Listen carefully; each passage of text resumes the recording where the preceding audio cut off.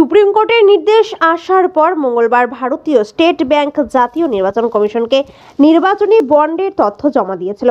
শুক্রবার সেই তথ্য প্রকাশ করার কথা থাকলেও বৃহস্পতিবার রাতেই বন্ডের তথ্য প্রকাশ্যে আনে নির্বাচন কমিশন। তবে এই তথ্য অসম্পূর্ণ এমনই পর্যবেক্ষণ সুপ্রিম কোর্টের। সেই প্রেক্ষিতে আবার শীর্ষ আদালতের ধমকের মুখে পড়েছে এসবিআই।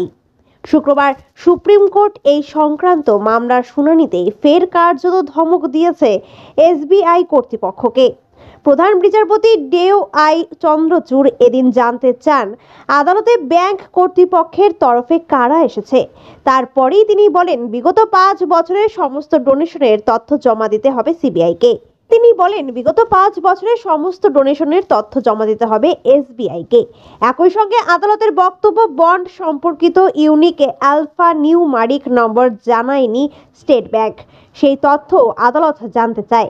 এই প্রেক্ষিতে শুক্রবারই ব্যাংকের বিরুদ্ধে নোটিশ জারি করেছে সুপ্রিম কোর্ট। 18 মার্চের মধ্যে এই বিষয়ে তাদের জবাব তলব করা হয়েছে।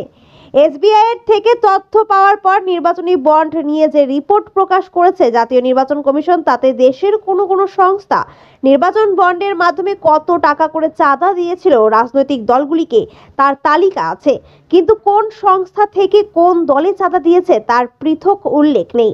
সুপ্রিম কোর্ট যে ইউনিক নম্বরের কথা বলেছে সেই নম্বর দাতা এবং রাজনৈতিক দলের যোগসূত্র করে দিতে ভূমিকা পালন করতে পারে, ফলে সেটি অত্যন্ত গুরুত্বপূর্ণ বিষয়। এই তথ্যই এসবিআই জমা দেয়নি আদালতে।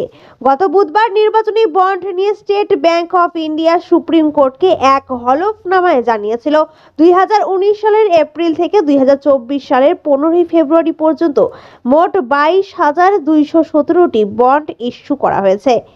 এর মধ্যে 22,030টি ভাঙিয়ে নিয়েছে রাজনৈতিক দলগুলি, বাকি 187টি ভাঙানো হয়েছে এবং তার অর্থ জমা হয়েছে প্রধানমন্ত্রীর জাতীয় ত্রাণ তহবিলে।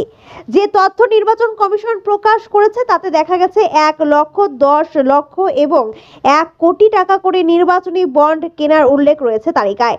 মোট 2টি তালিকা প্রকাশ করেছে কমিশন।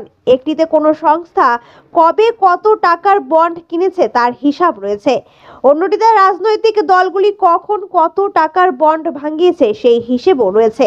বন্ডের তথ্যে দেখা গেছে অর্থ প্রাপক দলের তালিকায় রয়েছে বিজেপি, কংগ্রেস, ডিএমকে, তৃণমূল, শিরোমণি আকালি দলের মতো দলগুলি।